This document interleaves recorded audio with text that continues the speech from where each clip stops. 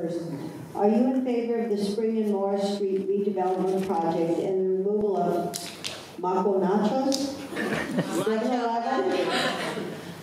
Sorry about blundering that. Burger King and the, well, I think you know where it's at. Actually, when it comes to the businesses, we all have to remember it's private property. And what happens with those businesses is a matter of member of tenant. Most of those tenants already have 60-day development clauses, and it is unfortunate that those businesses are going to be disrupted with this development. No bones about it. I voted for this redevelopment plan. The redevelopment plan actually is the underlying zoning for this property. The site plan goes to the planning board now, and it's going to be judged by this planning board. However, I will tell you, talk about community involvement, because of my efforts and because of my communications, we were out there, we were at this meeting, we're at every major development meeting in that first ward, even though this property is in the second ward. Our voices were heard, and we got a tremendous number of concessions on this project, and I was the holdout vote.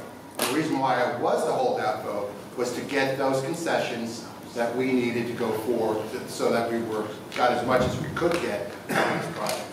Thank you. Thank you. Allison?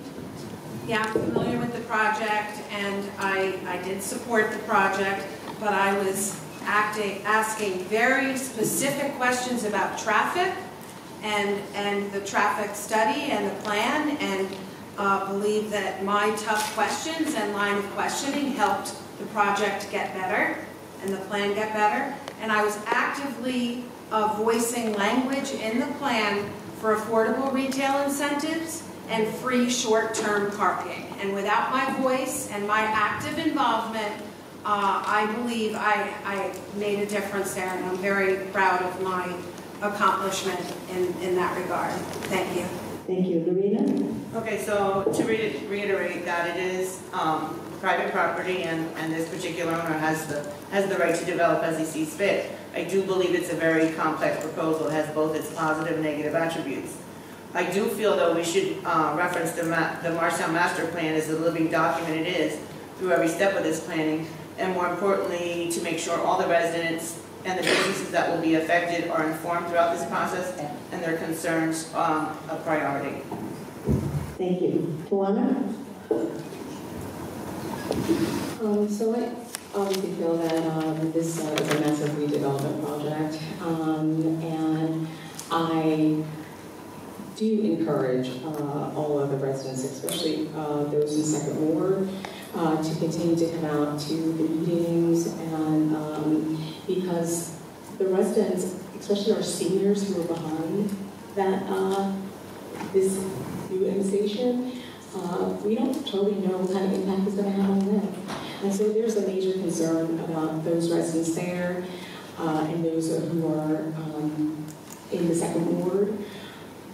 So I'm happy that some concessions were made and that residents were coming out to find out more details about it. But I still encourage them to continue.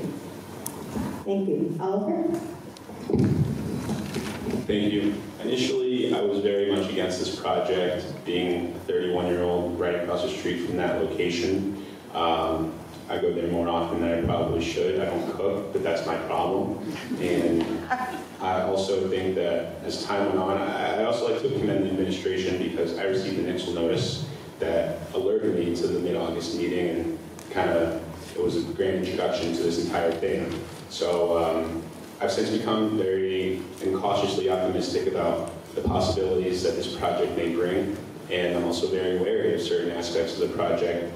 Environmentally, we talk about some very steep gradient that's going to be affected throughout this entire project, and I'm not sure how that will affect people like Tawanna said, people who live behind it. You know, what's going to happen? Are we going to make a new floodplain in Morristown? But you know, this is a well-resourced project with some very bright minds behind it. So you know, the engineering is a concern, but it's not a deal breaker. Thank you. Stefan. I'm going to address the question as it relates to all the redevelopment projects in town that we worked on. There are 8 redevelopment projects or areas in Morristown that were designated 15 years ago for which the respective town council adopted redevelopment plans, aka zoning codes. The current master plan and zoning code supports these developments at the defined zoning densities. During the 2014 master plan process, which received statewide awards for public involvement and content, there was no significant opposition to these development projects. The zoning of each project area represents the value to the owner.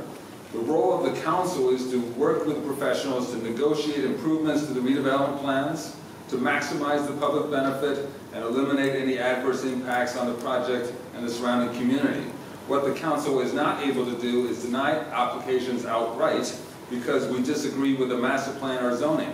That would violate the Fifth Amendment of the U.S. Constitution, which protects property owners from governments taking private property without due process and just compensation. Thank you. All right. Next question.